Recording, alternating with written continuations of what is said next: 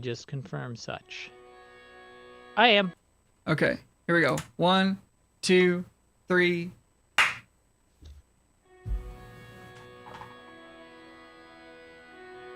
Did that work? Yeah, give or take.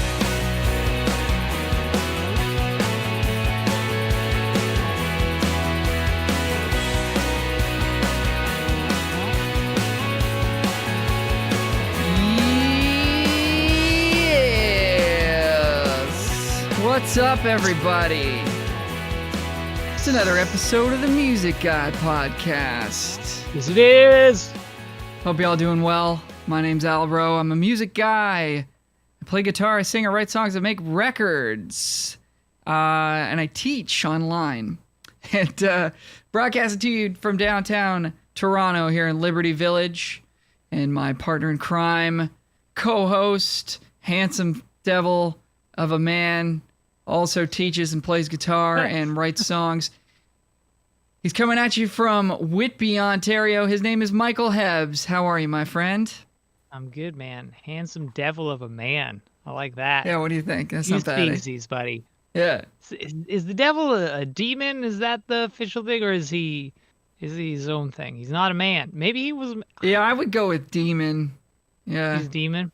Yeah. We're gonna get to the bottom of this. But if you one. play That's with what like today's episode is about. Yeah, but if you ever played like if you ever played any like fantasy games like like Diablo 2 or like I played Diablo. 2, Magic the Gathering or any like devils, I think are smaller. Sure. And maybe they're all demons, but like when I think not demon, the devil. Devils. Yeah, right. Yeah. But I always found it's like, okay, but how come those guys are all little? But that's the why he's such devil a dick. would be. He's would got be the big. Napoleon complex. Right. Yeah, maybe actually that's true. Welcome everybody to the show. We're happy that you're here.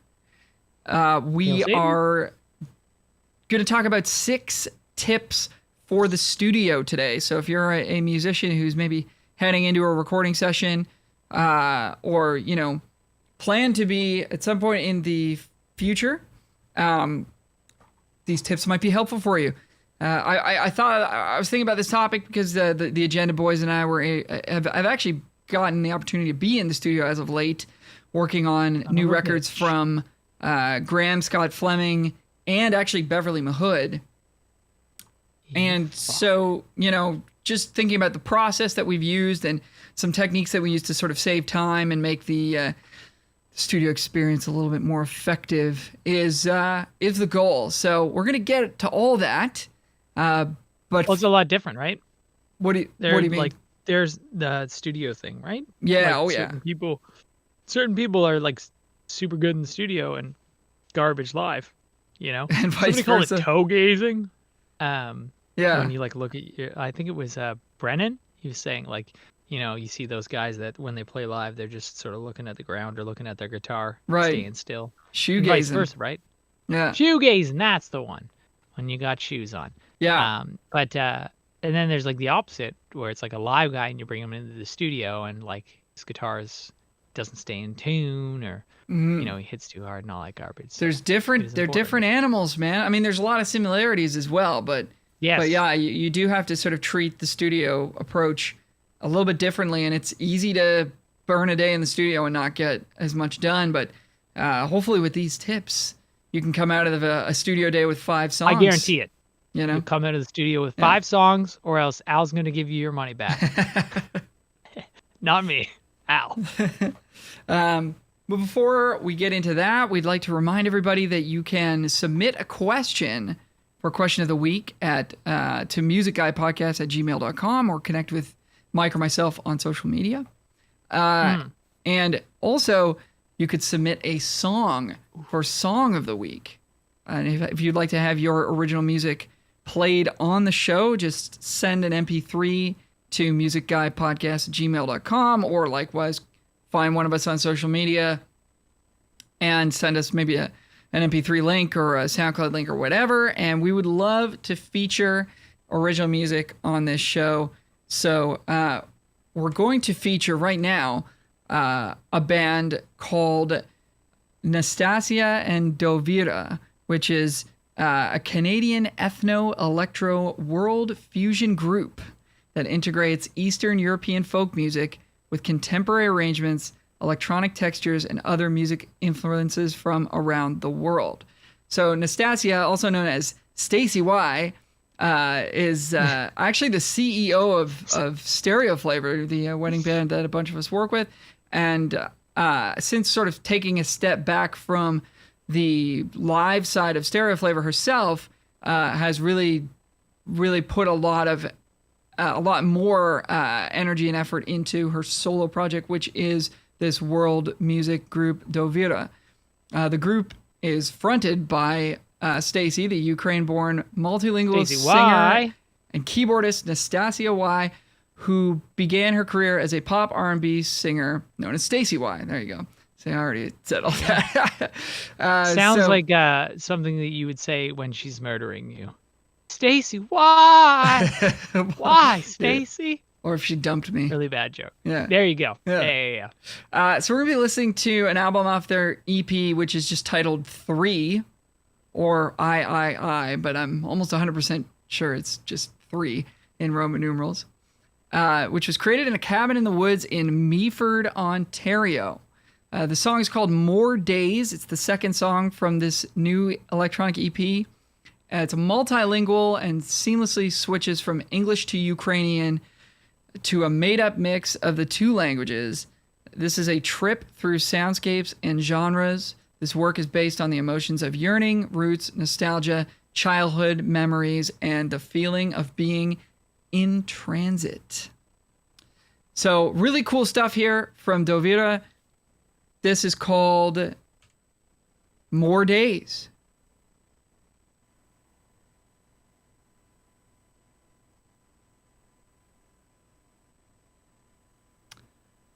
Don't have it. Where is it? I just downloaded it. Oh, here it is. More Days. Here it is. It's called More Days.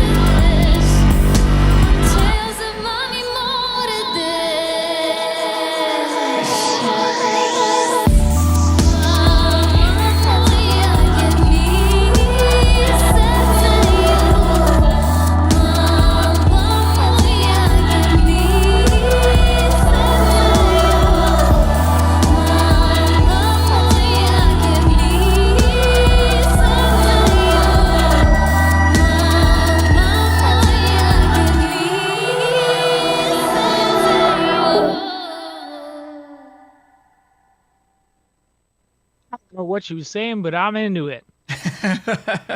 Well, I heard more days in there somewhere. I heard more days in Setsuyo. That was dope, man. Really cool production and like mixing job on that tune, and the arrangement to have elements coming in and out and sort of growing and shrinking and all the rest of that. Yeah, really great sort of soundscape and really great music from Dovira. So if folks are interested, Stacey Y. Yeah, and Stacey Y. Nastasia Y. If folks are interested in hearing more music by the band, you can search them up on Spotify or whatever platform you'd like. The band's name is spelled Dovira, and their website is doviramusic.com. And the new EP3 is here now, so check it out. Thanks for the submission, Stacey. And if you want to have your song featured on the show, just hit us up, musicguypodcast@gmail.com. Oh, there's a doggy behind you. Coop's in the shot. There he is. Hey! He's getting comfy. Doggo. Settling in for a podcast here. Let's get into the meat of it. Let's get into the meat of it here. Too. And the potatoes. Oh, God, I love potatoes. Really? Yeah. I'm kind of off or on with them, you know? Oh, man. Okay. Roast them, put some, like, nice garlic and, like, poultry seasoning on them, throw them in the oven for 30 to 40 minutes. I'm like a fries or bust guy. Oh, dude, the roasted potato is a real nice thing. You know what's a garbage potato? Baked potatoes. Yeah, baked potatoes are not really my thing, but man, like if you cut up a potato into, square inch pieces, let's say, ish, throw it in the oven at, 450, put some seasonings on it. It's so much better than fries, in my opinion. Whoa. Yeah. I'm telling you, man. Get into it. It's Unexpected. great. So everybody knows time is money. Every minute in the studio is costing somebody money somewhere, right? Mm-hmm. Plus, you took the effort to get a bunch of people together. If you're recording with a band or maybe just a couple of you, and there's a producer and an engineer in the room, and there's a singer there, or maybe you're the singer and you've got a couple of instrumentalists with you, whatever. There's a bunch of people getting together, taking the time, renting out the studio space. You want to get as much done as possible. And on the last session we did with Graham Scott Fleming, we got bed tracks, so bass, drums, and like some of the foundational guitar and acoustic guitar done for 5 songs in what was a 10-hour day. Yeah. And so what we're talking about there is like 2 to 3 hours of just setup, because it takes forever to set stuff up the studio. So if you're heading in the studio, be ready for that. So we really only had about 7 hours to work with, but you get lunch, you take breaks here and there. So, I mean, really, we're looking at it like an hour per song. So as a band, we're recording together simultaneously. We need to be efficient. We need to be figuring out parts on the fly. If we're going to be doing that, we need to be doing it quickly, communicating that quickly, and getting the song a take that we're happy with within, I would say 6 to 8 takes is sort of what we were looking at for that particular session. And especially nowadays with budgets being smaller than ever, artists really do appreciate when you can knock out songs super quickly like that, so they don't have to buy a second day. They don't have to pay you for another day of your time if you're a band like we are. So just wanted to go over some tips on how to sort of achieve that, and I think it'll apply nicely to people in any sort of recording situation. But I guess where I'm coming from is from the perspective of the acoustic / rhythm guitar player / producer in this sort of 4-headed monster of guys playing songs together. So that's where I'm coming from. I mean, also too, it's like just having good sound recordings. It's like ways to ensure that your recordings sound as good as possible and are as cheap as possible to make. I mean, all of these tips kind of help with that no matter what you're doing, Obviously, if Yeah. you go to like a really professional studio and you have something like the Agenda, they'll take care of this stuff for you. You don't have to tell, the guitarist to tune his guitar because he'll do it. But if you guys are recording in your own space, or if you're the Agenda in this situation, so you're, producing someone and you're all playing on tracks, and you play drums, but your guitarist, he sounds out of tune. We'll talk about a little bit uh, about why that happens and like what we can do to fix that. Yeah. And so just a little bit of background, I guess. Like, so the process for us when we're working on a record generally goes like this. Oh my gosh, Coop groaning in the background there. So the process generally goes like this. We meet up with the artist beforehand, do a little pre-production of the song, usually in an acoustic jam sort of situation. Get a feel for the form of the song, the length. Maybe we need to cut a verse in half. Maybe we need to double up the last chorus. All that kind of stuff. We do that well before we get into the studio. Somebody records a little acoustic demo on their phone of us just playing it in the room. Sometimes there'll be a metronome playing along with it so that we know what the tempo is. And that'll be everybody's reference to take home and start sort of thinking about what parts they intend to play on the studio day. And we come into the studio, set up. We've already got our parts in mind. We've already got a chart made for the song if that's what needs to be made from the pre-production session. And we run it down, do takes until we feel satisfied. And the artist, the singer, is going to be singing, but that vocal will eventually be replaced when we do the actual vocal tracking, which usually happens on a separate day. And then rinse and repeat for the rest of the songs. So, if and some people might be switching instruments mid song. If I get the acoustic take I'm happy with by take 4 and we're still doing takes to grab drums, I'll switch to electric, or I'll change, to a different guitar or something like that, and try to get as much done as possible. But the goal for that first studio day is first and foremost to get the drums and bass down, and then also the acoustics, because those are somewhat difficult to record and they sound way better at a good studio, and foundational sort of electric guitars. And then from there, we can overdub lead stuff if we didn't have enough time, or solos, and we'll devote like another day at a smaller studio or at somebody's house to getting the vocals just so. So that's sort of what the process is. I mean, so that's the polar opposite of like, I feel like, I don't want to say laymen, but people that aren't musicians, when you see movies, it's like you see big bands and it's like, oh, let's spend a few months in the studio. It's the polar opposite of that, which is great. It's I mean, cool. and that's like, that's how it used to be when, yes. It's funny when like recording first was a thing, it was totally like this. It was like, how quickly can we pump out songs, right? There were not people sitting in the studio tweaking sure. a synthesizer or a guitar part or a guitar tone. Like they just had, or choosing microphones and stuff like that. The Swampers or the Wrecking Crew or whoever were just like pounding out tunes for every artist that came through, right? And that's the way they did it. So, but I then thought you were talking about earlier than that, like the 1940s. Oh, geez, yeah. I guess I'm not thinking back enough. Yeah. But I mean, now it's more the other way. Now it's more that way as opposed to what you were saying was coming next, right? Yeah. Sorry, just give me 1 sec. I might be missing out on an apartment here. Sorry. Oh, nice, very nice. So pretty much, the other alternative, what became a thing, was that you would have a label pay for you to be in the studio, and they would book it out for a really long period of time.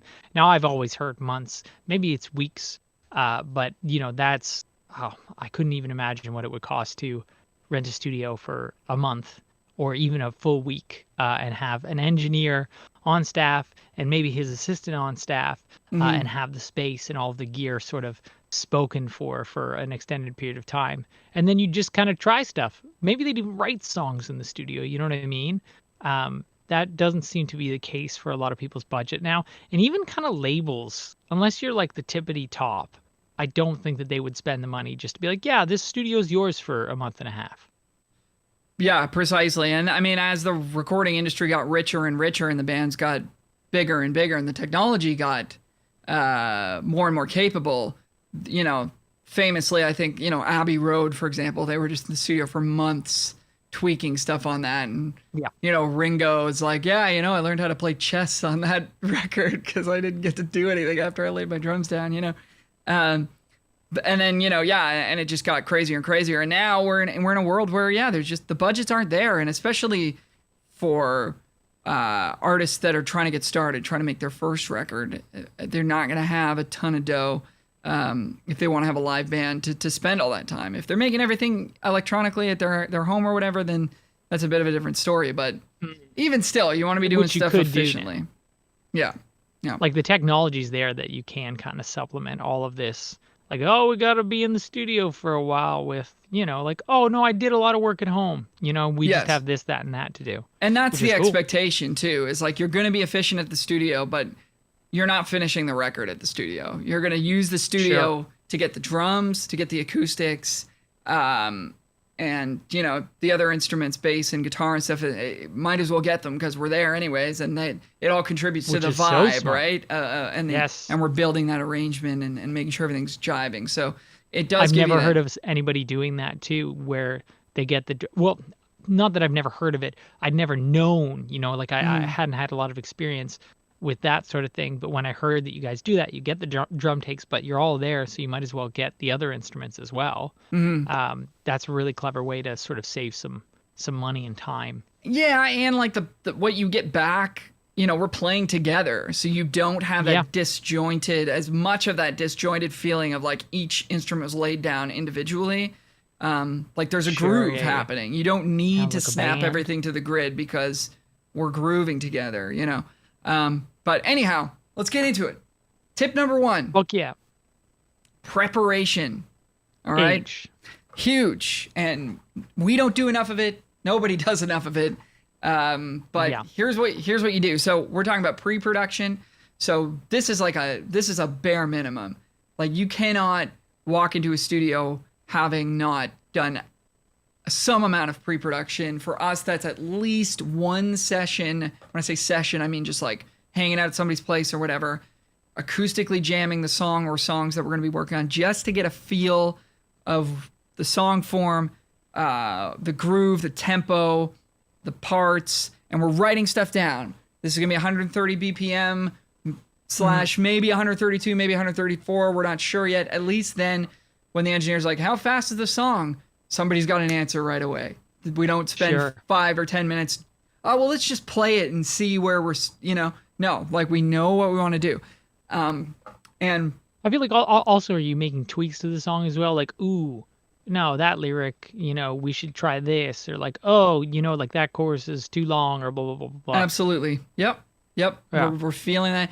And you really do feel, when I say feel, like you're playing the song, you're jamming it together, and there is sort of a collective feeling of like, this part is too long, or this part's not long enough, or what that you Yeah. don't really get when you're by yourself.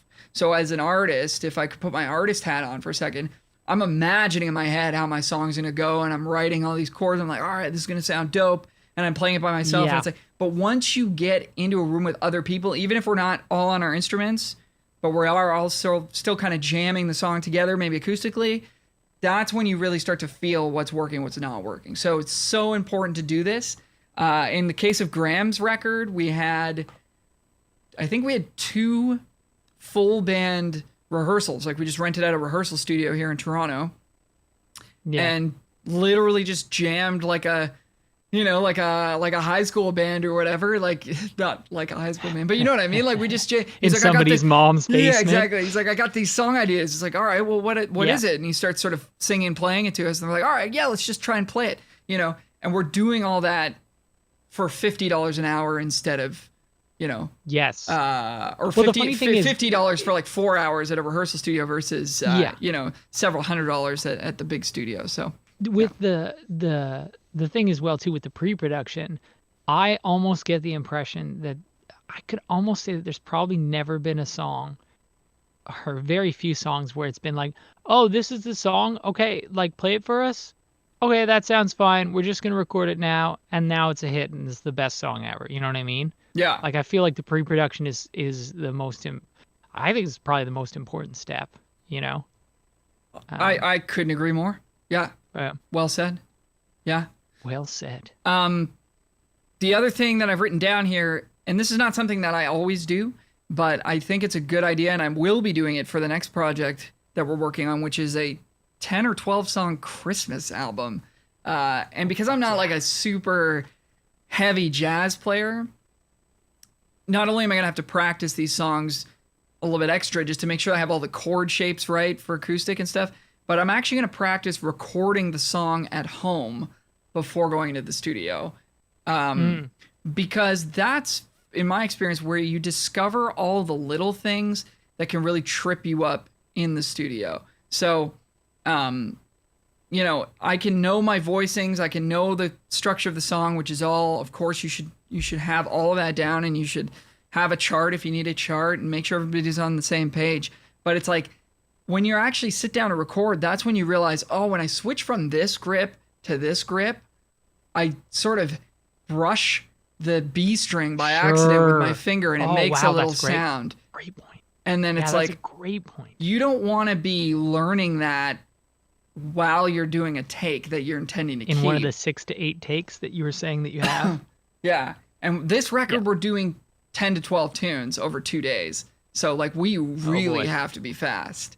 And we're trying to get vocals too. It's going to be a big undertaking. It's ambitious. But it's like, so you don't want to be discovering that because it's going to psych you out, and you're going to like be trying to change the way you're playing and stuff. And it's like, yeah, you could probably overcome that, but learn that before going in. Or like, I can't switch from chord X to chord Y fast enough that it sounds correct. So therefore I'm going to need to find a workaround to this. You know, you can figure that out at home, and then it's like, okay, well, you know, take 1, I'm going to make sure I nail chord X. Take 2, I'm going to maybe skip chord X and make sure I nail chord Y, and then later we can put those together, you know. So we're not wasting time. You're not being like, "Oh, I need to overdub that section because I messed up. Oh, I still messed up. Oh, I still messed." That's wasting time. Or worse, right? You find out in the editing, oh, there's just no good way to edit this because I didn't fucking do it. Precisely. You know what I mean? Yeah. One thing that I was going to say is that also, too, for like a session guitarist where you're only playing guitar and say, for instance, you have like a solo, I guarantee you, at least for like the up and coming session guitarists that were really good, they're not going in like, oh, yeah, like I know what key it's in. I'll just play a solo. Like they've got ideas, you know what I mean? Whether it's like licks or just like hooks to the solo or just interesting things. There's so many solos where I'm like, I'm sure someone could have improvised that, but I just don't. I think that I would probably go in with, 9 or 10 ideas, and then they would tell me what they like, what they don't like, 100%. Yeah, that you've composed, that you've practiced. You know how you're going to play. You know what fret on what string you're going to play, because it actually sounds better to slide into this note on the G string rather than the B string for whatever reason. Or like all these little like detailed technical things, you want to work those out on your own time so that you're as efficient as possible when the day comes. That's all I got for that one. I mean, that makes sense. Just assume that you're not a fucking, you're not a killer musician, Yeah. I think everybody sort of assumes, including myself, like, oh, no, we're like session players, we're hired guns. And it's like, or like, oh, I'm a good vocalist, or like, oh, the song's great. And it's like, sure, it might be, but like, the more you can do to make it like more of a finished product before you even get in there, the less expensive it's going to be and the smoother things are going to go, for sure. Precisely. And like if you're in a band situation, if you're a player in a band situation in the studio, you don't want to be the one that's holding things up. So just for like vibe and workflow, you just want to be, and that's not to say if you make a mistake, you need to punch in. Like do your thing. Oh yeah. But because you want to get it right. But you know, if you can not be the one who's always holding things up, that's just going to be better for the workflow and better for the vibe of the session. If things are just moving smoothly, everybody's going to be nice and chill, nice and relaxed. And then you can focus on the more like macro stuff. Like maybe we do need to speed this song up by a few beats. You're not going to notice that if you're struggling with a specific chord switch or whatever, right? Yeah. So, yeah, you really want to go into with a plan and discover all those little, details by recording the song at home and figuring out what sounds good. Number 2. You want to take this one? Number 2. So one of the things that Rich had mentioned in the episode, I can't remember what episode Rich was on. He's been on a few, but he was talking about recording and just sort of the way that you play in studio and the way that you behave in studio is different than, how you would behave live. So he was mentioning specifically like how hard you hit and like how it affects the energy of the song. So he was saying it can be frustrating sometimes because for the really heavy songs, you want to fucking just wail on the drums. But if you hit too hard in not the right way, it's not going to sound good when a listener's listening to it like critically, because live it may just come across like, fuck yeah, he's just fucking smashing those things. Yeah. But then, you put a condenser mic in front of it and it just sounds like a turd, Yeah. And so like, this is one of those things where, a studio guy will fucking destroy this in the studio, and maybe live he won't destroy it because he's not playing for the live sort of situation. And then one of the other things that we had written down and talked about, and this is just a small thing that kind of bothers me, is just knowing things like if you're playing acoustic guitar, like really being strict about your position on the mic, like the angle that you're holding the guitar at, how close you are. If you change that in the next take, when they like switch and like sort of cut in between them, you're going to hear that. And it's going to be an issue for mixing and editing and all that stuff. I don't know, like what you think about these things. I think in terms of drums specifically, like Aaron Sterling was on the I'd Hit That podcast at least twice, maybe more. And he was talking about going on tour with John Mayer and how he actually tunes his drums completely differently for live. And his and he was like, oh, I don't even like playing live. I'd rather be in the studio or whatever. But like because it's a whole different thing. So the way you're going to tune your drums and the way you're going to hit them and attack them, what you're trying to get across live is all energy and all vibe. And in the studio, there's a bit more emphasis, I think, on making the instrument speak correctly in that room with that microphone for that song. So in the case of drums, if you hit a snare drum too hard, you're going to kind of choke the head a little bit, if that makes sense, the drum skin. If you hit it too hard, you're going to get sort of like a bat kind of sound. Whereas if you hit it just right, good amount of force, but not too hard, maybe you let the stick rebound off of it to let it ring a little bit better, you're going to get that bong, with a little bit, maybe a little bit of a more tone and ring in the sound. And so just being aware of like how you hit that drum, or maybe you're trying to do a rim shot. So you need to hit the skin and the actual metal or wooden rim on the drum. And maybe you need to be able to do that consistently because that's what the song is calling for. Every backbeat hit is just slamming rim shot. It's like you need to practice, make sure you can do that and do it at the right amount of force, velocity, so that the drum sounds its best. In terms of guitar, I mean, if you're grabbing the strings too aggressively, you can bend your chords out of tune. Ooh. If you hit the strings too hard with the pick, you'll make the chords go out of tune. Depends on the guitar.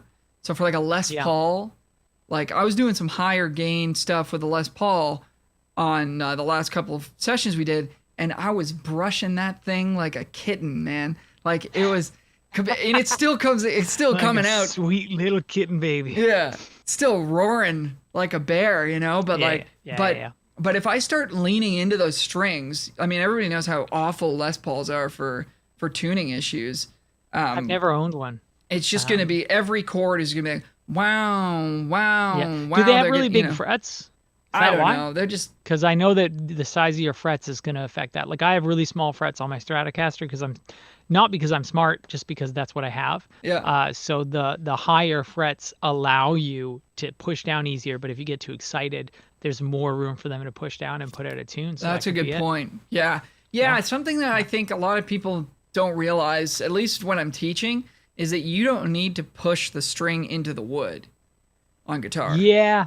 You just have to apply enough pressure that it makes contact with the fret. The fret is what Yeah.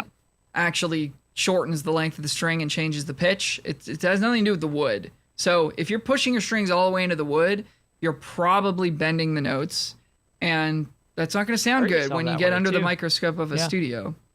Yeah. Well, also one of the things that I was thinking about as well too is live, like because obviously you have band leaders and rehearsals telling you to do things, but I've been asked to do things that I've never thought about in a studio because there's a more critical ear on it. Like, oh, could you like, hit it with like more attack but not louder? You know what I mean? Yeah. And it's like, Yeah. well, what do I have to do that? And it's like, oh, well, maybe the way I'm holding my pick, maybe what pick I'm using. You know what I mean? I Yes. know Justin Avedon brings like multiple picks to a session.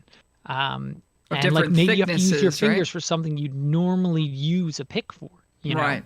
Or Yeah. maybe this is really fucking getting into the weeds, like sometimes hitting with my elbow. So instead of picking from the wrist like you're supposed to, like this, Mhm. sometimes it's like picking from, either your elbow or your thumb and your finger and stuff like that. Yeah. So it's a whole different animal. And the more experience you get, the more these Yeah. techniques you will master and sort of learn over time. But really something to be Or you aware won't. of. And this comes back to Yeah. like record the song at home first and see how your guitar Yes. sounds when you're slamming super hard on it versus when you're playing a little bit softer versus when maybe you're playing too softly, but getting that right velocity on your instrument.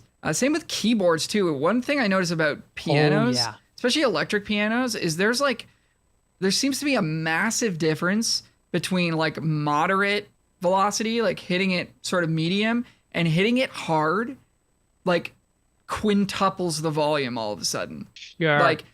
I'm you're working on a keys track and they're like, all right, they're playing, and then the shot comes and it's just like bam, and it just clips your entire software, and it's just like it's Sure. like the waveform is like 3 times as big.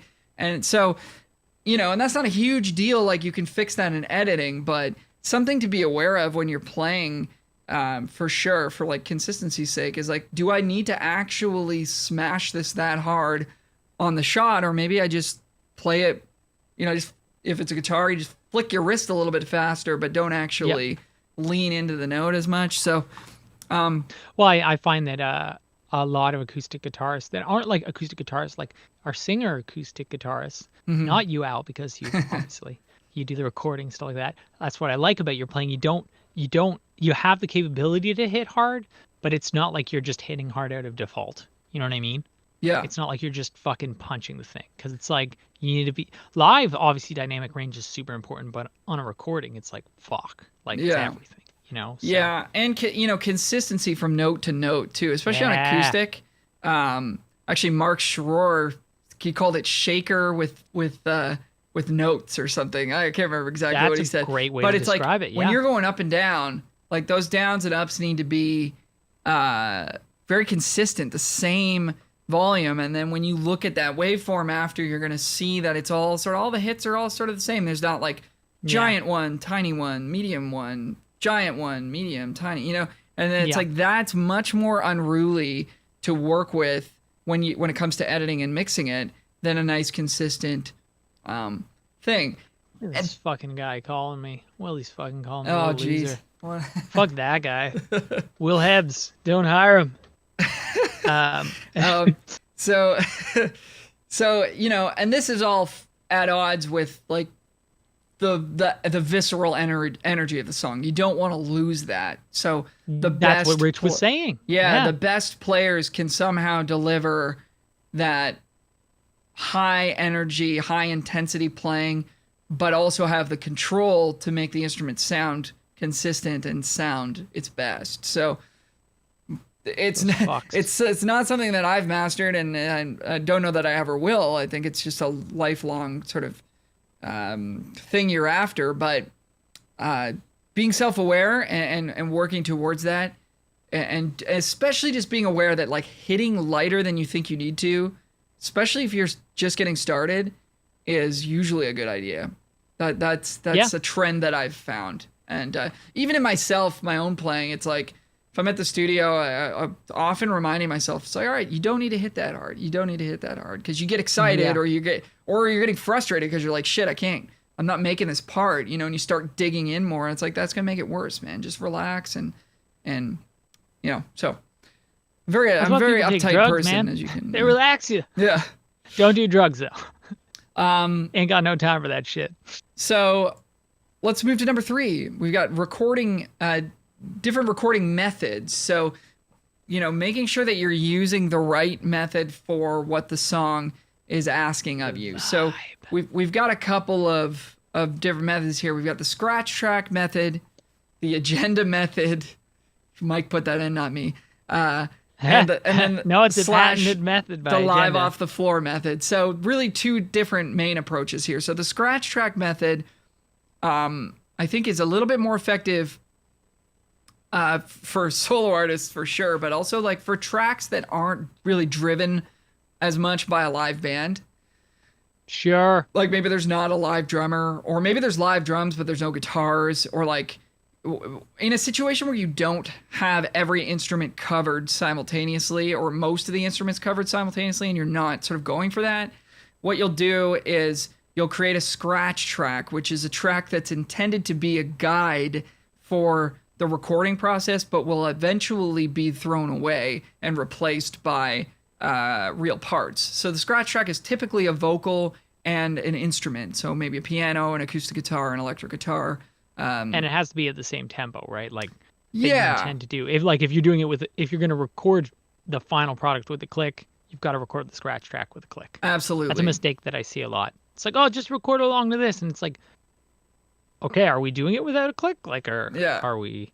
You what's could, the deal? and there's nothing wrong with doing stuff Yes. without a click, but Yes. yes, you're right. If your intention is to use a click, which I would say most, 9 out of 10 times you want to be doing, yeah, so you'll record, or the artist will record their vocal and their guitar along with a metronome, maybe on 2 separate tracks, maybe on the same track, whatever. And then that's what everybody's got in their ears when they're laying down that drum part, or they're laying down the synthesizer parts, or whatever else is going on in the song. So in that case, you're kind of building things a track at a time, but at least you have that vocal for context. So you can always sort of feel like, all right, well, is this part going to complement what the vocal is going to be in the song? Because if you just start with Yes. your drum beat and you start putting instruments on it, and you don't have that vocal there, you could come up with something really great, or you could get kind of sidetracked or painted into a corner, or go to sing over it and realize, oh, this voicing, Yes. this chord voicing Like sounds really fills and weird. stuff like that, and like little ear candy sort of synthy stuff. It's like, Yeah. like that is all based around the vocal. Yeah, know, you don't want so- those parts stepping all over the vocal performance either, right? So we won't even do lead guitar overdubs and stuff like that until we have at least a scratch vocal, if not the real thing, The real because deal. we don't want to be playing little lickies and stuff like, over Little top of the lickers. vocals, little lickers, Little over top of the kisses. vocals. So it's not going to work. Yeah. So, I mean, so the funny thing is the next one, the patented agenda method, is We kind of came like up a with it. hybrid of the scratch track and That's true. the live off the floor thing, right? Yeah. Like, so your deal, I'm going to explain it because, I'm not a member of the agenda, but I'm an admirer. So their whole deal is, as you were saying at the beginning, they learn the fuck out of the song, and instead of wasting time on a scratch track, say you only have 6 takes, one of them's going to be taken up with the scratch track, might as well, assume that the scratch track is going to be one of the takes as well too. So you're not going to do a scratch track where you're going to throw things out. It's like, we're going to do 6 takes, and any of them are fair game. We go in assuming that those are going to be the bad boys. I mean, one of the things that is an advantage of the scratch track, and I've heard engineers talk about, is that they'll say, oh yeah, no, we're just getting levels, don't worry about it, go through the song. And then sometimes those are really great takes because there's no pressure. But like, I think if you're doing every take, I think that's really smart. It's like, why would you waste a take on just like, yeah, we just got to Yeah. get the form. I mean, we have recorded to scratch tracks before, but those were made before we went into the studio. So if the singer Those is not aren't official available, licensed agenda method tracks. if the singer's not available to come into the studio or whatever, we'll make sure that we have a track with them singing that we're playing along to whatever tempo it is. But and again, that could just be the acoustic thing that we made at somebody's house with a metronome playing in the background. As long as Yeah. we've got something, right? But if we're doing it live and the singer's there, then they'll probably only sing it 2 or 3 times, and then once they've got a vocal take that they're relatively happy with, we'll just leave that in as the quote unquote Yeah. scratch vocal, and we'll continue to play along with that. So you're getting drums mainly, and then the other Yeah. instruments, hopefully. Exactly. Drums Yeah. drums and acoustics are the goal. Bass is pretty darn easy to get with drums, so that's almost always gets done. Can't remember a time when it didn't actually. And then, Mark's rhythm a great bass guitars player. and stuff. If we've got, hopefully we've got enough time, and then leads if we can get them too. And then usually all the overdubs and vocals happen on a separate day. So it's a bit of a hybrid method, like you said. But so That's the best way, baby. yeah, I mean, that method is going to work a lot better for you if you have a song with, most of the instruments being human based, and you want them grooving together. You want more of a quote unquote live band feel. And it's also going to be a lot faster. It really does streamline the creative process because you don't have as much time to sort of dilly-dally and waffle on, like, different parts as you're building stuff Sure. up. Everything's happening together. So But also too, you could waffle later on. You Get can, your waffle yeah. maker out at home, Yeah. instead of putting your waffle maker in the studio and blowing a fuse and ruining some 1176s. But I mean, oftentimes it's like the song comes together so much faster because, like, if a part's not working, you find that out right away because all the other parts Yeah. are also simultaneously happening. But if you're building things, one track at a time, you're like, all right, well, I'm going to play this really cool bass part, but you don't have any guitars on it yet. It's like, then when you go to put the guitars down, you're like, oh, maybe that didn't work. And then you got to go back and do it again. So the Yes. workflow is much more streamlined, especially if you got the right people in the studio. Patented agenda method. So those are the what you're two paying sort of for, ways of folks. going, but I wouldn't spend the money and rent out a big studio if, like, the only real live instrument on your song is drums or something. Sure. Maybe you just get a smaller studio and just the drummer out, or if the only live Yeah. thing is guitars, like, you don't need to have a couple of guitar players coming in and recording at the same time. I guess it's kind of obvious, but just sort of knowing Yeah. both approaches and sort of the pros and cons, and of course the scratch track, just building things one at a time, is generally less expensive, but it does And take more time. We had written down live off the floor as well, and I almost distinguished that from kind of what you're talking about with the other stuff, because, like, to me, and this is maybe a misunderstanding on my part, live off the floor almost seems to me to be more like, oh, we're recording like a take, and like every instrument's going at the same time, and every instrument from that take is being, like, saved for the most part for that take. Is that correct, or is that just a different workflow? I think that's the idea. Yeah. Yeah. I mean, I would Which is call cool. what we're doing, quote unquote, live off the floor. Like, we're doing bed tracks live off the floor. We're not doing the whole record That's live exactly off the it. floor. Yes. We will be for this Christmas album, so that's gonna be really interesting. But Oh, wow. I mean, that's the totally different vibe, and usually, like, Yes. the most Yes. expensive way of doing things. And that's where the most pressure's on the line, because there's so many moving parts in terms of, like, people recording at the same time, that, like, you really can't afford to make mistakes because it's going to derail, an entire take from somebody else potentially, or whatever. So that's where you just need to be that much more rehearsed or have that much more time to prepare. But it's a super cool. I'm actually looking forward to this. It's going to be the first record I've ever done where everything is live. So it's going to be really crazy. Yeah. And I'm not sure if they recorded it this way, but it seems that way, at least in terms of sound. I think it's not Brian Adams, but Ryan Adams. I'm pretty sure his first few records were kind of like that. Like, what was that? There's a song called Sweet Carolina, not Sweet Caroline. Yeah. A lot of confusing names with this fucking Joker. Yeah. But like, the idea is, it's a different vibe. It's like, it can be more intimate, but man, is it hard. Like, I guarantee you, Yeah. a lot of us musicians, if we did a live off the floor thing, you're gonna listen back and be like, oh fuck, unless you prepared super hard, you know, Yeah, you're which not you gonna guys have are the going to. same ability to sort of edit things after the fact. I mean, you still do. Like you could still do a live off the floor record Yeah, and go back and cut everything up and whatever. But yeah, I think it's a really I think a lot of really like good records were made that way. I think like a lot more than you think. Even the ones where that you listen to and you're like, oh, this is definitely everything's all cut up. And it's like, yeah, maybe it is, but they probably still did it live off the floor because they had the money. sure, And that's yes, how they got the vibe at least. Like I heard like a Weezer track that I never would have thought. I can't remember the name of it now.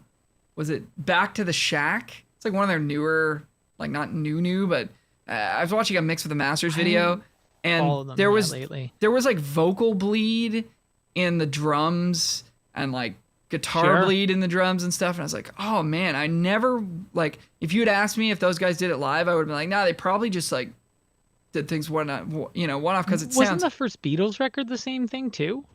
definitely all the Beatles records. Like I would I think, wouldn't dance with another. Like it's yeah, like especially I'm the like, early there's no stuff. way Yeah. that anyone could sound like that live, and it's like, nope, that's the Beatles. Another Yeah. thing as well that we were talking about all this stuff before, and recording methods and practicing and preparation.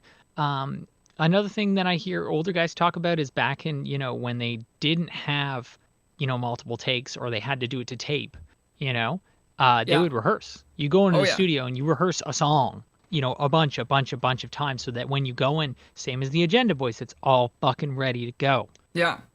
Tape costs Tape's money, man. expensive. So Yeah. expensive. Yeah.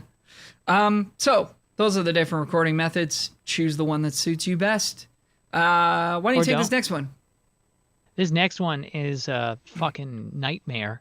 And I feel like it's the only thing that I dislike about studio stuff because I don't have OCD, but for certain things, I would be on the spectrum of OCD peeps. So it's sort of instrument prep. So say for instance, for guitar, it's, having a proper setup so that your strings aren't buzzing more than they should be because you Mm-hmm. can't really get a guitar without buzz. Stuff like having your intonation done before the session, but also being able to tweak your intonation like within the session as well too. And then like stuff like having fresh drums, fresh drum heads, fresh strings. And then this is another thing that you can do in it as well. I just thought it was cool. It was on Produce Like a Pro. They were talking about the drum doctor. Mm-hmm. So like tuning your drums, being like a pro at tuning your drums so that they sound, perfect. You could be the best. I hear creaking behind me. Is that my chair? But you could be, the best player ever. But if you have a shitty set of drums and you don't know how to tune them, you're not going to sound good in the studio, even if you play the coolest shit ever, right? Mm-hmm. Like, it's like knowing your instrument. I mean, things like knowing tuning techniques, having a very accurate tuner. People pay like $300 or $400 for those Peterson strobe tuners that are accurate to some crazy percentage of a cent. Yeah. And like this is one that you want to talk about. I'm just reading them down here. I'm taking all the good ones. Stuff like knowing, when you're like playing with a capo, you retune your guitar for that capo and that so that it's like spot on. Or say for instance, if I'm playing in the middle of the neck for my song and I'm only playing in the middle of my neck for that whole take, I'm gonna tune with the notes in the middle of the neck, even though I've set my intonation. I don't know, like what else am I missing here, man? No, I mean you're hitting them all, man. Like, yeah, but the first, I mean, making sure you have a good setup and good intonation. I mean, that goes hand in hand for me. I mean, when I send my guitars Yep. to get set up, like they come back, and Brian every fret I Maskin. play, it sounds in tune. It sounds good. Yep. There's no weird stuff. So, I mean, spending and it's not cheap, man. It's like $80 for a. Yep. I think for like a setup. So. Do you go to Brian or who do Oh you yeah, I go go to Brian. Yeah, Brian Brian is Mascarin. the shit. Oh, dude. Mascarin. Yeah, he- sorry, Or Mascarin. That's his Mascarin, name. Mascarin. I'm not sure. Yeah. Mascarin. Unreal, dude. Uh, Like I never. The guy's a magician. Like I don't know. Yep. I don't know how he does it. But And all the good guys go to him. then you're playing your guitar in the studio, and you don't have to retune it. I mean, you still should tune between every take, but you're not having strings going way out of tune. Yes. When you switch from a low grip to a high grip, you're not having weird problems there. Like an out of tune or poorly intonated guitar could just destroy a session. You're gonna have to redo all of that because it's just not gonna sound good, right? You're gonna have to do that chord punching thing that I forgot. Yeah, to mention. chord punching is another thing, but yeah, I mean, and you said fresh strings. You know, you should do them the night before. I usually, if I do my guitar, my acoustic guitar, I'll put the strings on and actually tune them up like a half step higher than they should be. Out, eh? Yeah, and then the next day they'll be like nice and stretched out. But sometimes I'll do it the morning of the session. I don't have too much trouble. But some people say you need to do it the night before. But you should make sure you got a fresh set on. What do you do? Do you do it the night before, or? I usually just do it the same day because I don't plan ahead. But yeah, you should probably do them the night before. Also depends on. Basses don't change their strings though. That depends on that's more of a toned thing for bass, I think. But for guitar, I find that older strings, even like a month-old strings, start to have tuning issues for me. Like I can actually just hear the tuning starting to like sag and stuff. And I was like, all right, well, got to change them. So just for peace of mind, but also for good tone, you should put new strings on. And then like you said, when you got a capo on, like if you got capo on 5th fret, put the capo on 5th fret and then tune, right? Yes. And I use, I'll be honest with you, I use the Boss TU2 pedal. Or that's a really accurate one. Yeah, for sure. Or I use the Boss TU2 app on my phone, and I'm not joking. And I'm familiar with it, and I mean I can also hear when something's just slightly out of tune. So I'm sure I'm relying on my ear a little bit as well. But that's because you're a singer too, right? It works for me, and a producer, I guess. Yeah. Well, because like a thing that people and myself have failed to realize is that like tuning is like it's like a part of tone. You know, like, so if you get the best singer in the world and then take a track and get them to play on it, but they're like, 5 cents flat for the whole song, it's going to sound like garbage. But if you get like someone who has like a kind of a weird sounding voice, if they're in tune, it's fucking great. You know? Totally. So, yeah. And I think it's worth shouting out a video by a gentleman named Eric Valentine. We'll put a link in the show notes. It's a YouTube video where he's like a record producer of serious heaviness, and he goes over a bunch of different tuning problems with guitars in particular, and sort of how to address them and what to look out for, and different techniques. I've never heard of this. Eric Valentine? Yeah, it's a really good video. I'm gonna look at. And so just a couple of those is like always tune up into your notes on guitar. So like if you're trying to tune your E string, like take it down purposely too low and then tune up into the E. I see. If you tune down into the E, the string can slip further out of tune. So always tune up. And with Gibsons in particular, I'll try to, instead of tuning down, I'll just tug on the string. I'll actually just pull the string to get it to go a little bit flatter if it's like just a little sharp. I'll actually just pull on it. That way I don't have to tune it down. And I'm making sure the string is not slipping, because Gibsons always have problems with string slippage. So if you need to tune down, just pull the string gently, and sometimes that'll do it, and you won't even have to mess with the tuning head. I mean, that's huge. And then, just being aware that, like, if, the AC comes on in the studio, like a minute later your guitar is going to be a little bit sharp. Just like temperature and stuff, and just it's just be aware that your guitar is like a living thing, so everything affects it, and just keep on top of it. And it sucks, but if you have another thing, what'd you say? What's his face? Oh gosh, I'm forgetting his name. Will loves him. Not Martin. Oh, Taylor. What's his first name though? James Taylor. Okay. Have you seen the James Taylor video about his tuning method? His like tempered sort of tuning or whatever. Yeah. I tried it. I didn't. It didn't work for me. But that was a cool sweat thing. About this stuff though. That's the big point. Oh yeah. It's like this is a very worthy thing to sweat. You could have the best guitar in the fucking world and the best mics with the best player, and if it's out of tune, people aren't gonna like it. Yeah. You know, unless it's like you're going for that Or like maybe they will because the effect, maybe. song Yeah. kills Yeah. and there's really cool vibe. But yeah, I mean, Yeah. generally you want things to be in tune. So but Yes. yeah, getting a good setup, a good intonation, and having new strings, it goes a very, very long way. And then these other things are sort of just to get you the rest of the way there. And then we did talk about chord punching a little bit earlier. Just Yes. and I'm talking more on the fly. It's like if I know that I can't get from like, you know, a weird bar chord grip to like an open chord smoothly. One take, I'll make sure I nail the bar chord. Next take, I'll make sure I nail the open chord, and That's then great we can advice. edit that together later. Never Or saw if I that. notice That's that genius. like every time I play an A chord, it sounds a little bit out of tune, but the rest of the song sounds fine.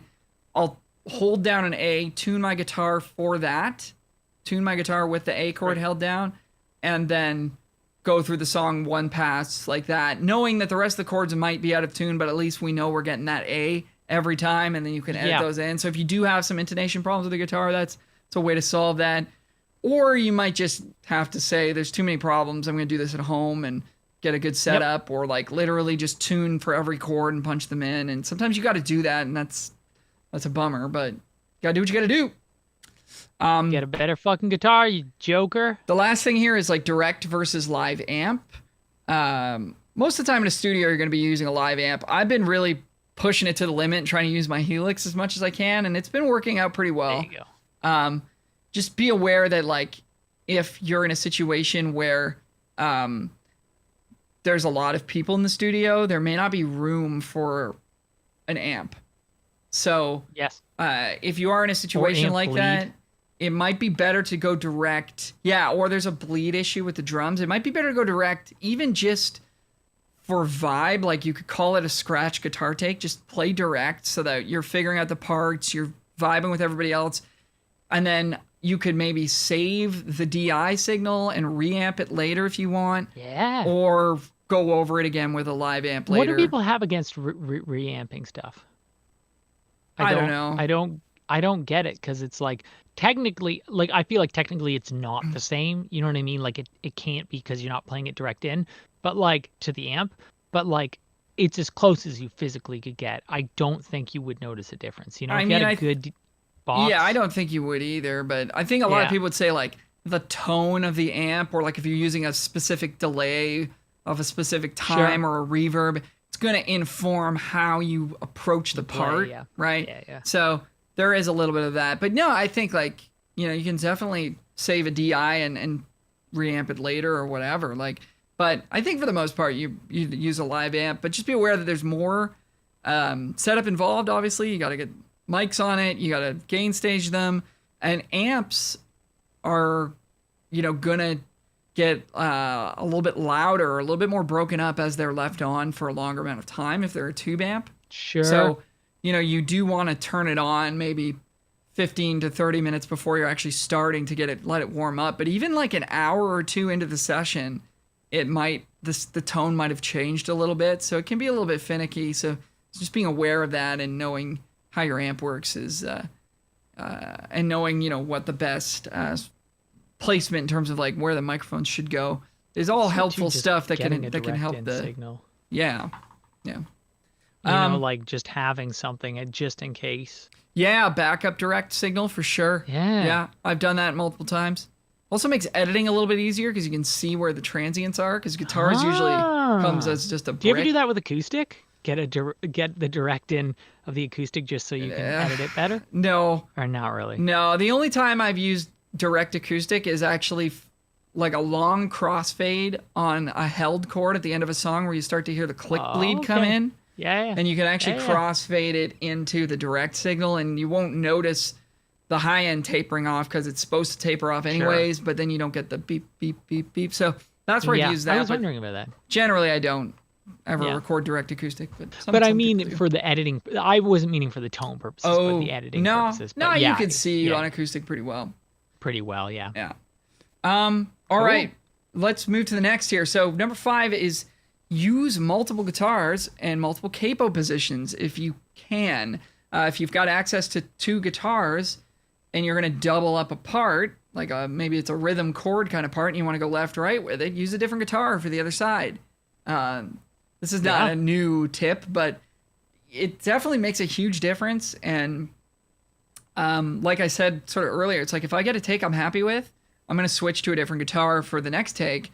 So I've got options, sense. Right? Now I can like go left and right with them and have a bigger sound rather than just having like one, singular track. It's really perfectly played, but it's like we can't go stereo with it if we want to. So I like to switch up guitars, and on acoustic, I'll switch, especially on acoustic, I'll switch capo positions. So if I'm like, if I'm playing a song, especially if you don't have a second acoustic, exactly. Yeah. So if I'm playing in like G, for example, right? Like G, D, C, right?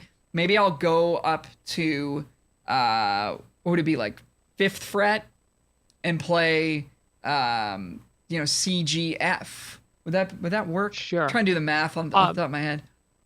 But you're trying to play a G? Yeah, maybe it'd be 7th on 5th fret. fret, I think it'd be D, right? It doesn't fucking matter. Anyways, everybody you know what I'm talking. You guys know what I'm talking about. I think it might actually be 7th fret, and then if you play a C chord, that'll give you the G. And then don't you dare try to correct our theory, you fucking dweebs. So then you've got, rather than the exact same part on both sides, although that will work because they're physically different takes, so they will split left and right. But they can phase and mono out a little bit sometimes if you're playing it super tight. But if you switch it to a different capo position, you'll get a really nice sort of stereo imaging there. So it also is like a great way to fake a 12-string guitar too, because nobody wants to use one of those in the studio.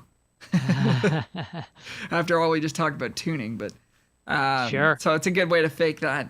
What you got anything to add to that?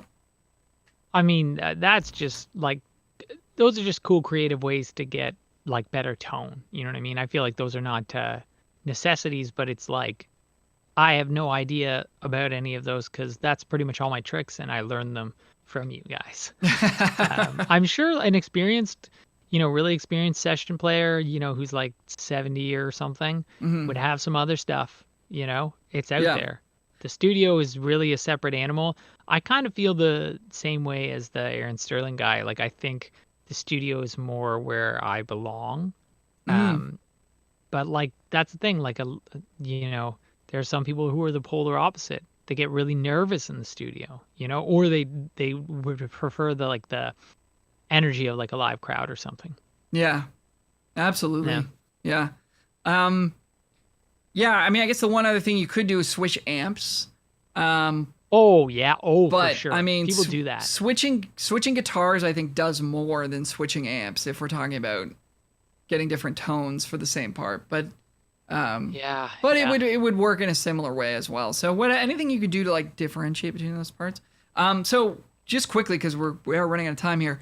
The last tip that I wrote down here is have a system for recording vocals. So, I think something that I've run into a lot, and I'm sure people run into a lot, is you get to vocal day. It's like, all right, the singer's here. It's like, all right, let's just sing through the song. And all right, that was pretty good. Let's do it again. All right, that's pretty good. Let's do it again.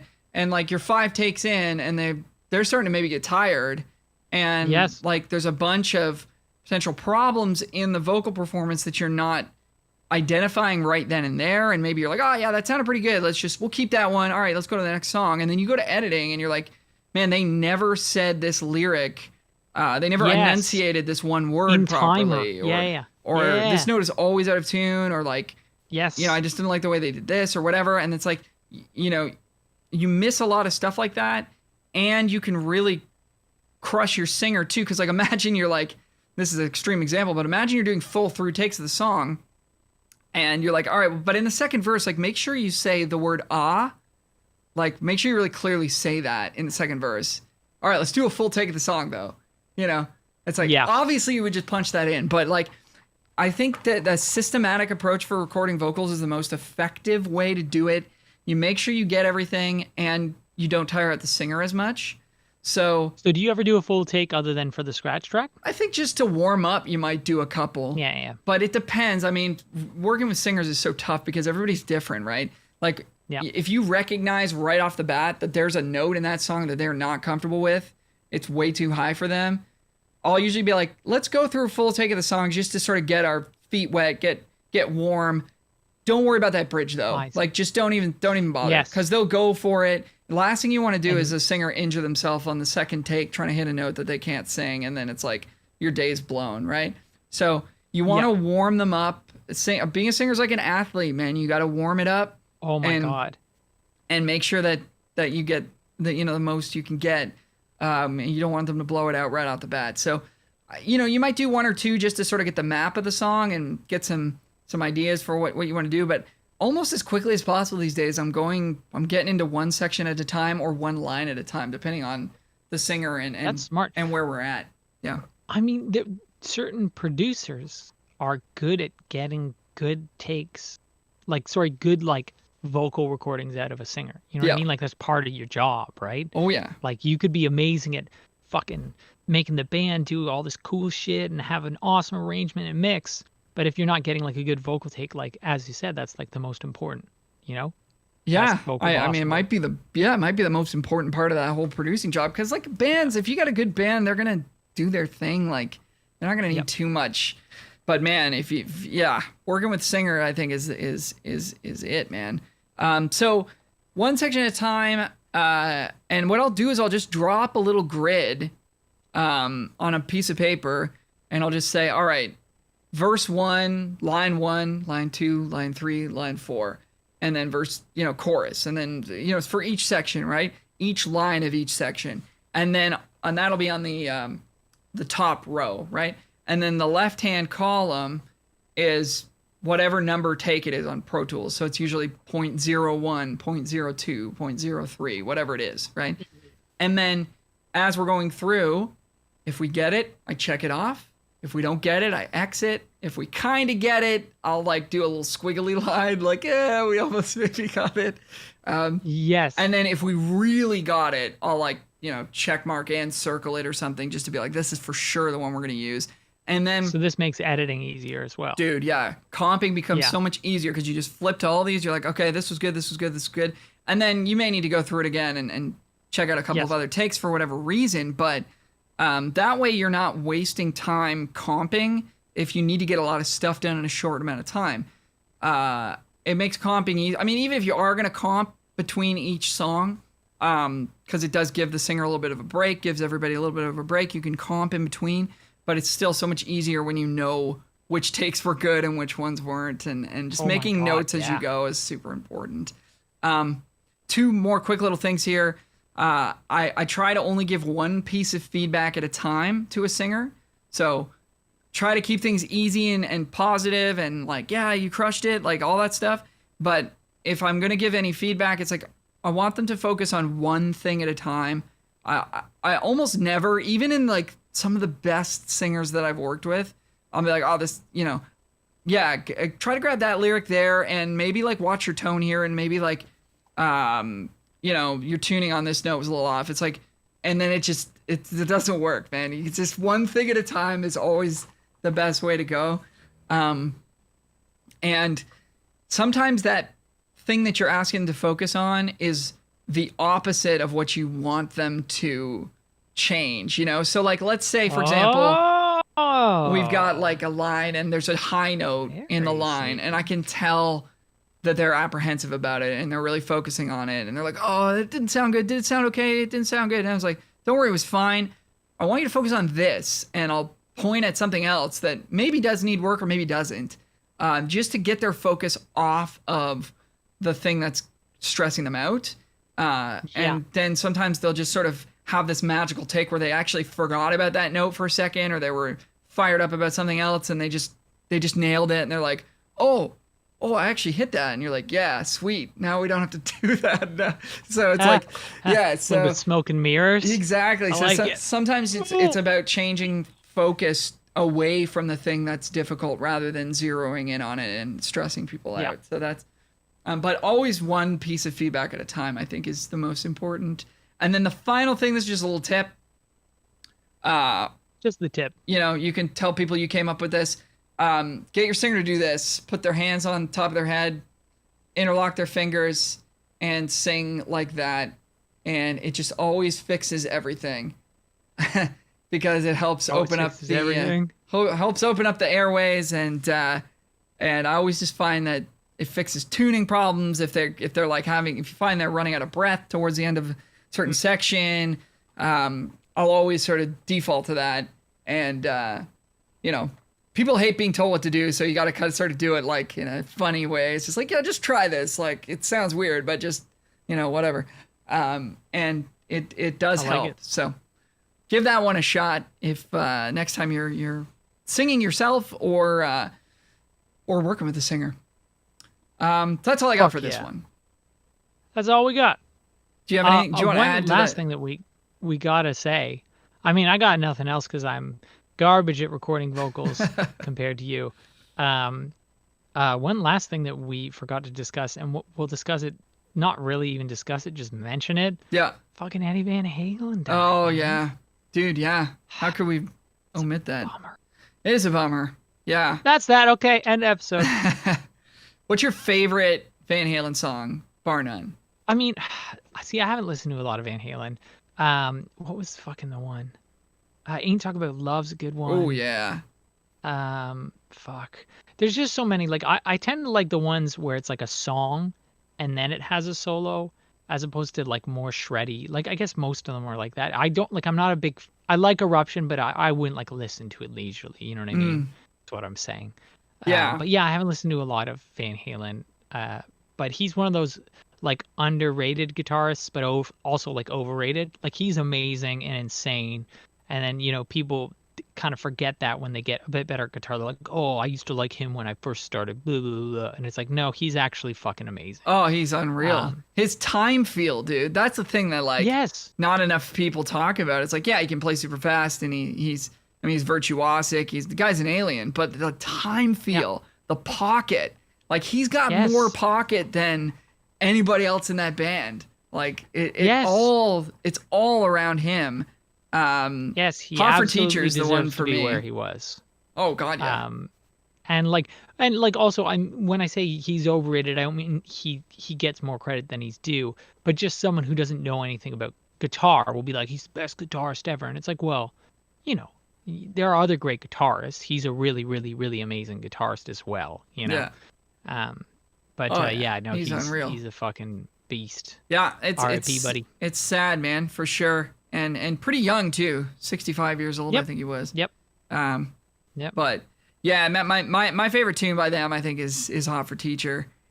It's just yeah. I couldn't even come close to playing or singing any of that. And fucking, there's a country band with Chris. We've been trying to get Chris to play fucking Hot for Teacher for years. Oh yeah. How amazing would that be? I mean, if you guys could pull it off. That song is insanely hard, but yeah, man, DLR sounds amazing on that one too. So, yep. But the entire first record is like a masterpiece. Like, you can listen to that whole first record and not get sick of it. Ice Cream Man, you remember that tune? No, I don't. Ice I haven't Cream listened Man. to a lot of their stuff. Oh, dude, Ice Cream Man, it's a great track. It's a horrible name for a fucking song. Well, it's all a bunch of double entendres, but anyways. I like that. Yeah, man. One of my favorite bands for sure, especially through high school, and just legendary. It's too bad. Yeah. It's too bad to see people go down, but yeah, love those guys. At least COVID didn't get him though. That's true. Fucking went on his own goddamn terms. I don't know about legend. that. Yeah. Oh, this is true. This is true. But anyhow, yeah, R.I.P. man. Loved your music and wish there could have been more. Yeah. All right. Well, I gotta go. I gotta teach in like 5 minutes. So. Fuck yeah. This is great, man. Thanks for doing this with me as always. I do my best. Thanks to all of you for listening and supporting the show. If you want to support the show, just tell your friends about it. Tell them how fun and awesome this is and how much you've learned from it, and direct them to hopefully musicguypodcast.com or at musicguypodcast on Instagram and Facebook. I'm at alromusic on Twitter, Instagram, Twitch, Facebook, YouTube, whatever. And Michael Hebbs is at Bruno the Meek on Instagram. Yes, sir. See you guys next week for another episode of the Music Guy podcast. Bye for now.